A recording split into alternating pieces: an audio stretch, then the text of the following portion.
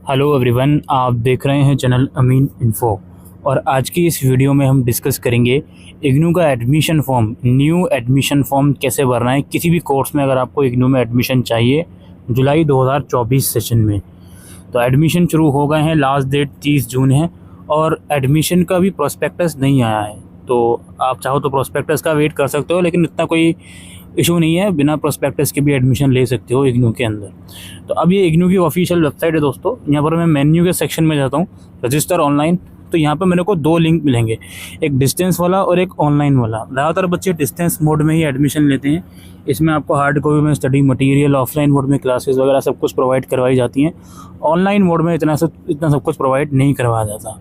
तो आपको जिस भी मोड में एडमिशन लेना है उस मोड पर आप क्लिक करोगे। प्रोसेस दोनों का सेम है और मैं डिस्टेंस मोड का फॉर्म आपको भरकर दिखाऊंगा।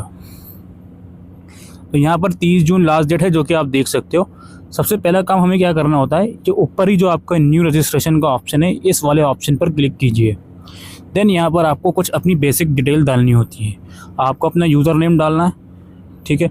यूज़र नेम आपको क्रिएट करना है। अपने नाम के आगे कोई भी ऐसा नंबर लगा दीजिएगा जो आपको याद रहे, ठीक है। और यूज़र नेम जो है दोस्तों, लोअर केस लेटर में लिखा जाता है, अल्फ़ाबेट में कैपिटल लेटर इसमें मत लिखिएगा। अपना नाम लिखोगे आप एजुकेशन डॉक्यूमेंट के अकॉर्डिंग।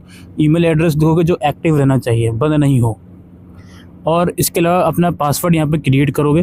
पासवर्ड में पहला वर्ड अल्फ़ाबेट लगा देना और फिर लोअर केस लेटर और कोई नंबर्स और @ या हैशटैग लगा दीजिएगा। पासवर्ड क्रिएट कर लीजिएगा और एक मोबाइल नंबर आपको लिखना है जो एक्टिव हो, और कैप्चा कोड की मदद से रजिस्टर बटन पर क्लिक करना है। आप रजिस्टर बटन पर क्लिक करोगे तो एक पॉपअप शो होगा कि आपका अकाउंट सक्सेसफुली क्रिएट हो गया है। अब आप लॉगिन करके अप्लाई कर सकते हो और आपको ईमेल भी आ जाएगा जिसमें आपका जो भी आपने यूज़र नेम और पासवर्ड क्रिएट करा है वो लिखा रहेगा। काफ़ी बच्चे बाद में एडमिशन लेने के बाद उसको भूल जाते हैं, लेकिन भाई आपकी ईमेल पर ही यूज़र नेम और पासवर्ड लिखा रहता है, तो भूलने की कोई इसमें प्रॉब्लम ही नहीं है। अब मैं क्या करूँगा, नीचे स्क्रॉल करूँगा और यहाँ पर मैं अपना यूज़र नेम जो मैंने क्रिएट करा है और जो पासवर्ड क्रिएट करा है और कैप्चा कोड की मदद से मैं यहाँ पर लॉगिन करूँगा। अब जैसे ही मैं लॉगिन करूँगा तो फर्स्ट टाइम अगर आप लॉगिन करते हो तो सभी को इसी तरह का इंटरफेस शो होगा, सिर्फ फर्स्ट टाइम लॉगिन करने पर।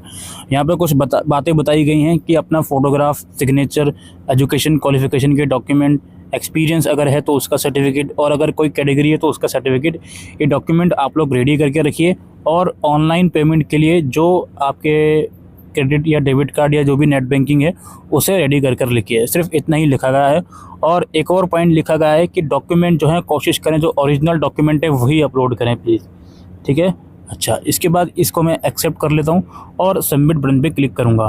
उसके बाद दोस्तों यहाँ पर मुझे फर्दर डिटेल्स लिखनी है। अपनी मदर नेम और गार्डियंस का रिलेशन सेलेक्ट करना है। जो भी मैं सेलेक्ट करूँगा, जैसे फादर्स कर लेता हूँ तो फादर्स का नाम फिर नीचे आ जाएगा गार्डियंस नेम के अंदर। डेट ऑफ बर्थ और कैटेगरी यहाँ पर सेलेक्ट करनी है। उसके बाद मुझे जेंडर सेलेक्ट करना है, ठीक है। सिटीजनशिप कहाँ की है मेरी वो सेलेक्ट करना है। एरिया कहाँ का है, रूरल, अर्बन या जो भी है वो मुझे सेलेक्ट करना है। माइनॉरिटी स्टेटस है तो यस करूँगा और रिलीजन मुझे अपना सेलेक्ट करना है यहाँ। इसके बाद ये मैरिटल स्टेटस और सोशल स्टेटस ये सेलेक्ट करना है। मैरिड हैं या सिंगल हैं जो भी हैं। और सोशल स्टेटस के अंदर एक्स सर्विसमैन, कश्मीरी माइग्रेंट अगर आप हो तो सेलेक्ट कर सकते हो, अदरवाइज नॉट एप्लीकेबल करना है। इसके अलावा ऊपर अल्टरनेट ईमेल और मोबाइल नंबर भी आप प्रोवाइड कर सकते हो। पीडब्ल्यूडी है तो यस करोगे और पीडब्ल्यूडी की डिटेल्स आपको देनी पड़ेंगी, अगर नहीं हो तो नो करोगे। एम्प्लॉयमेंट स्टेटस क्या है आपका, इग्नू रेगुलर एम्प्लॉय हो या एम्प्लॉयड किसी और कंपनी में हो तो सिलेक्ट आप कर सकते हो, अदरवाइज अनएम्प्लॉयड हो तो आप अनएम्प्लॉयड सिलेक्ट करोगे। स्कॉलरशिप डिटेल्स, अगर आपको कुछ स्कॉलरशिप मिल रही है तो वो यहाँ पर आप लिख दोगे, नहीं है तो इस कॉलम को सब कुछ ब्लैंक छोड़ सकते हो, कोई ऐसा इशू नहीं है। फिर यहाँ सबमिट बटन पर आप क्लिक करोगे। कोई भी स्टेप जब आप कंप्लीट करके उसको सबमिट करते हो तो ये प्रीव्यू दिखाता है कि आपने क्या क्या चीज़ें भरी हैं। यहाँ पर मैं जो ऊपर स्क्रॉल कर ली और नीचे फिर 3 ऑप्शन आएंगे, प्रीव्यू, प्रीवियस, एडिट और नेक्स्ट। अगर आपको लगता है इन चीज़ों को एडिट करना है तो आप एडिट कर सकते हो। इन चीज़ों को आप फाइनल सबमिशन से पहले भी एडिट कर सकते हो। अदरवाइज़ अगर आपको लगता है डिटेल्स ठीक हैं तो आप नेक्स्ट बटन पे क्लिक करोगे। देन फिर ये वाला स्टेप जो है सबसे इम्पोर्टेंट स्टेप है दोस्तों, ये है आपका प्रोग्राम डिटेल्स का। ये वाला स्टेप बहुत केयरफुली चूज़ करना है, खासकर उन लोगों को जो किसी यूजी प्रोग्राम में अप्लाई करना चाहते हैं। हमने डिटेल वीडियो बनाई हुई है बीए, बीएससी, बीकॉम पर क्या क्या सब्जेक्ट रहते हैं, क्या क्या नहीं रहते। तो वो आप अपने हिसाब से प्लीज़ पहले प्रोस्पेक्टस, इसलिए मैंने शुरू में कहा था कि प्रोस्पेक्टस का आप वेट कर सकते हो, उसके बाद फॉर्म अप्लाई कर सकते हो। तो जैसे मैं प्रोग्राम टाइप में बैचलर सेलेक्ट करता हूँ और मोड ऑफ स्टडी में ODL सेलेक्ट करता हूँ। अब मुझे यहाँ पे अपना प्रोग्राम सेलेक्ट करना है, किस प्रोग्राम में मुझे एडमिशन चाहिए।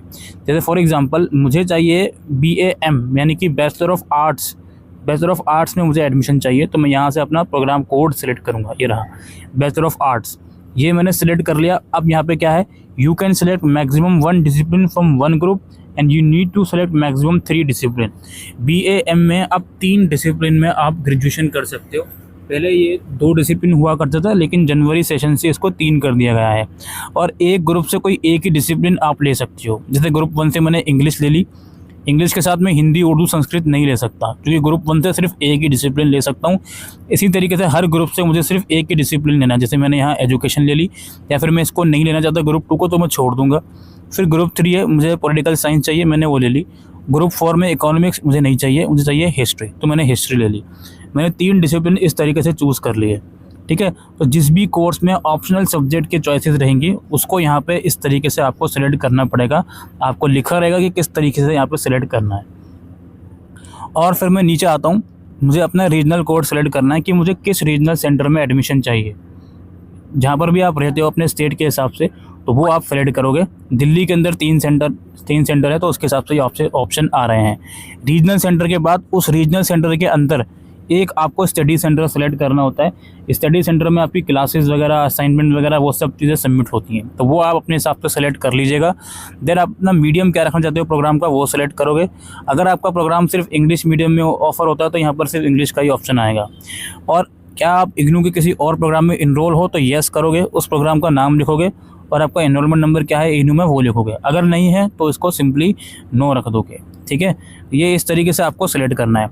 सिमिलरली अगर आपको मास्टर डिग्री प्रोग्राम में एडमिशन चाहिए, तो यहाँ पे बैचलर की जगह आप मास्टर सेलेक्ट करोगे और अपना प्रोग्राम वगैरह सेलेक्ट कर लोगे। इसको मैं सबमिट कर देता हूँ। ये मैंने बैचलर्स ज़रूर सेलेक्ट करा है, लेकिन मास्टर्स के हिसाब से भी मैं इस वीडियो में इन्फॉर्मेशन दूंगा। आप वीडियो को कंटिन्यूशन में देखते रहिए। तो मुझे यहाँ पर दिखा दें कि क्या क्या चीज़ें मैंने सेलेक्ट करी हैं, कोई बात नहीं, नेक्स्ट कर लेते हैं। इसके बाद रिलेवेंट क्वालिफिकेशन वाला स्टेप आएगा। अब देखिए, चूंकि मैं यहाँ पर बैचलर सेलेक्ट करके आया हूँ, तो इस ऑप्शन में मुझे सिर्फ 10+2 दिखाएगा। अगर आप मास्टर सेलेक्ट करके आते या कोई ऐसी क्वालिफिकेशन या कोई ऐसा कोर्स सेलेक्ट करके आते जिनकी एसेंशियल रिक्वायरमेंट ग्रेजुएशन है, तो यहाँ पर ग्रेजुएशन और इक्विवेलेंट ही दिखाता, ठीक है। तो मैं यहाँ 10+2 लिख देता हूँ। इसके बाद मुझे सेलेक्ट करना है कि मेरे मेन सब्जेक्ट कौन से थे 10+2 में। अगर आप ग्रेजुएशन सेलेक्ट करते तो आपने ग्रेजुएशन के मेन सब्जेक्ट आप सेलेक्ट करते हैं, जो भी आपके पास सब्जेक्ट थे। अगर ड्रॉप डाउन लिस्ट में नहीं है तो अदर पे करके आप मैनुअली लिख देते। क्योंकि मैंने 10+2 सेलेक्ट करा है, तो मैं अपने हिसाब से यहाँ पर सेलेक्ट कर लेता हूँ आर्ट्स का, ठीक है। एक सेकेंड, आर्ट्स था मेरे पास, हिंदी था 12th में, इंग्लिश भी था, दैट्स इट, ये हो गया, ठीक है। आप अपने हिसाब से सेलेक्ट कर लीजिएगा, कोई इसमें इतना प्रॉब्लम वाली बात नहीं है। इसके बाद ईयर ऑफ पासिंग, ऑब्वियसली जो भी आपका एजुकेशन क्वालिफिकेशन है वो आपने कब कंप्लीट करा वो सेलेक्ट करना है। डिवीज़न क्या आई थी आपकी, 60% से ज़्यादा नंबर जिसके होते हैं उसको फर्स्ट डिवीज़न कहा जाता है। 60 से कम, 50 से ज़्यादा को सेकेंड, और 50 से कम वालों को थर्ड डिवीज़न कहा जाता है। तो आप अपने हिसाब से सेलेक्ट कर लीजिएगा। मैंने फर्स्ट सेलेक्ट करी है, तो यहाँ पे देखिए परसेंटेज मुझे सेलेक्ट करनी है। अगर आपकी परसेंटेज डेसिमल के बाद भी है, तो डेसिमल के बाद के नंबर को अवॉइड कीजिए। जैसे 62.33 है, तो आप 62 ही सिलेक्ट कर लीजिएगा। वही सेम काम ग्रेजुएशन का यहाँ पर होगा, उसी तरीके से चीज़ों को सेलेक्ट करना है। बोर्ड कोड, अब यहाँ पे 10+2 का बोर्ड कोड सेलेक्ट करना है उन कैंडिडेट को जो ग्रेजुएशन के लिए अप्लाई कर रहे हैं। अगर आप मास्टर्स के लिए अप्लाई कर रहे हो, तो आप यहाँ पे अपनी यूनिवर्सिटी का बोर्ड कोड सेलेक्ट करोगे। बहुत ध्यान से समझ लीजिएगा, बहुत से बच्चे मास्टर्स के लिए अप्लाई कर रहे होते हैं और इस स्टेप में क्लास 10+2 का बोर्ड कोड सेलेक्ट कर रहे होते हैं। ऐसा नहीं करना, हालांकि वो करने से फॉर्म रिजेक्ट होता नहीं है, बट स्टिल आप अपने जो भी रूल कहता है उसके हिसाब से सेलेक्ट कीजिए। मैं CBSE यहाँ पर सेलेक्ट कर लिया। इसके बाद बोर्ड का रोल नंबर लिख दो या यूनिवर्सिटी इनरोलमेंट नंबर लिख दो, दैट्स इट। जो मास्टर्स के लिए अप्लाई करेंगे वो अपनी यूनिवर्सिटी का इनरोलमेंट नंबर लिख देंगे, और जो ग्रेजुएशन के लिए अप्लाई कर रहे हैं वो अपना 12th क्लास का रोल नंबर यहाँ लिख देंगे, और इसके बाद फिर इसको सबमिट कर देंगे। उसके बाद फाइनली इसको मैं नेक्स्ट कर दूंगा। ये मेरा ये वाला स्टेप कंप्लीट हो गया। अब यहाँ पे क्या है जी, कोर्स सेलेक्टेड फॉर BAM के कोर्स मुझे सेलेक्ट करने हैं। कुछ कोर्स जो डिसिप्लिन थे वो मैंने ऑलरेडी सेलेक्ट किए हुए हैं, वो यहाँ पर दिखा देगा मुझको नीचे, और कुछ कोर्स मुझे सेलेक्ट करने हैं। जैसे फॉर एग्जांपल मैं इंटर डिसिप्लिनरी के अंदर क्या सेलेक्ट करूँगा वो मैं अपने हिसाब से कर लूँगा।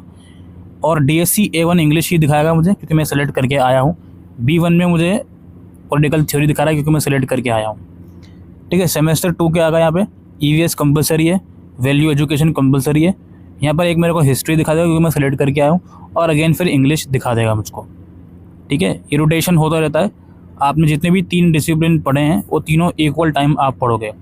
अच्छा, इस वाले स्टेप में वापसी में एडिट पे आता हूँ। इस वाले स्टेप में कुछ कुछ बच्चों को एक ऑप्शन आएगा, स्टडी मटेरियल या तो प्रिंटेड फॉर्म में लो या डिजिटल फॉर्म में लो। इस प्रोग्राम में ऑप्शन नहीं आ रहा तो इसका मतलब इस प्रोग्राम के लिए वो सुविधा ख़त्म कर दी गई है। कौन सी सुविधा? जैसे मान लेते हैं इग्नू की फ़ीस 1 साल की 8,000 रुपये है। बहुत ध्यान से सुनिएगा। तो इस वाले स्टेप में जो करंटली ओपन है, एक ऑप्शन आता है डिजिटल फॉर्म में स्टडी मटेरियल को ऑप्ट करने का। अगर वो ऑप्शन आप ऑप्ट करते हो तो आपको फ़ीस में 15% का डिस्काउंट मिलता है। यानी कि 8,000 अगर आपकी फ़ीस है तो लगभग 1,200 रुपये का आपको डिस्काउंट मिल जाएगा। आपकी फ़ीस हो जाएगी 6,800 रुपये। ठीक है, ये ऑप्शन आएगा तो आप सेलेक्ट कर लीजिएगा अपने हिसाब से अगर आपको करना है या नहीं। That's it. इस वाले कोर्स को सेलेक्ट करने के बाद ये ऑप्शन आ नहीं रहा तो हम इसको ऐसे ही करके इसको सबमिट कर लेते हैं। नेक्स्ट कर लेता हूँ। इसके बाद अगला स्टेप हमारा एड्रेस का है। ये स्टेप भी बहुत केयरफुली डालिएगा। यहाँ पे इसी एड्रेस के आसपास पोस्ट ऑफिस में या इवन एड्रेस पर ही आपका स्टडी मटेरियल भेज दिया जाता है, तो वो आप अपने हिसाब से डालिएगा। ठीक है, एड्रेस लाइन 1, 2 और सिटी सेलेक्ट करनी है। एड्रेस जैसे ही आप अपना नियरेस्ट पोस्ट ऑफिस सेलेक्ट कर लोगे अपने पिन कोड के हिसाब से, जो पिन कोड डालोगे उसके हिसाब से यहाँ पर ऑप्शन आएंगे। देन इसको फिर आप सबमिट कर दीजिएगा। उसके बाद दोस्तों फाइनल स्टेप आपका है डॉक्यूमेंट का। यहाँ पे क्या क्या करना है आपको? फ़ोटो अपलोड करना है 10 से 100 KB तक का, सिग्नेचर अपलोड करनी है, सेम साइज़ है JPG फॉर्मेट में। मैट्रिकुलेशन मार्कशीट यानी कि 10th की मार्कशीट अपलोड करनी है, 200 KB तक की फ़ाइल हो, और 10+2 की मार्कशीट अपलोड करनी है। That's it. अब यहाँ पे बात समझ लीजिए आप लोग बहुत केयरफुली, और ये मास्टर्स वाले भी समझे और ग्रेजुएशन वाले भी समझे। अगर आप मास्टर्स के लिए अप्लाई कर रहे होगे तो ऑब्वियसली ग्रेजुएशन की मार्कशीट वहाँ से मांगी जाएगी आपसे, आप अपलोड करोगे। अब क्या होता है भाई, प्रोविजनल सर्टिफिकेट। देखिए, अगर आपके पास +2 का प्रोविजनल सर्टिफिकेट अभी नहीं है तो एडमिशन अभी जस्ट शुरू ही हुए हैं। जिस टाइम पर आप ये वीडियो देख रहे हो, मुझे नहीं पता आप कब देख रहे होगे वीडियो।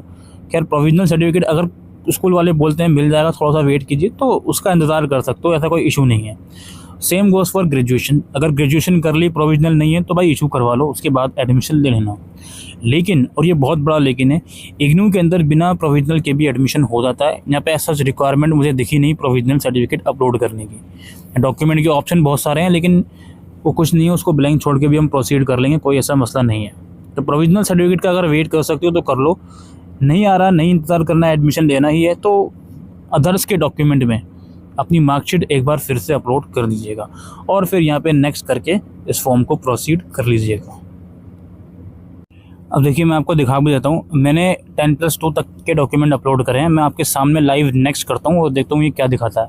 मैंने नेक्स्ट करा, ये देखिए प्रोसीड हो चुका है, ये प्रोसीड हो चुका है फॉर्म। ठीक है, अब यहाँ पर आपको सारी डिटेल्स वेरीफाई करनी है। हर एक डिटेल्स के आगे मॉडिफाई का ऑप्शन होगा।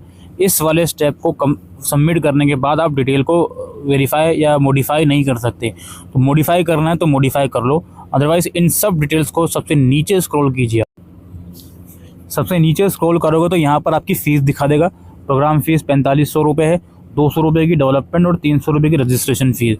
यानी कि फ़ीस कितनी भी हो, 500 रुपये एक्स्ट्रा दोनों हर कैंडिडेट के लगेंगे। तो यहाँ पर 5,000 रुपये मेरे 1 साल की फ़ीस जा रही है। ठीक है, 1 साल की फ़ीस जाती है। कुछ प्रोग्राम में सेमेस्टर वाइज भी फ़ीस पे करनी होती है।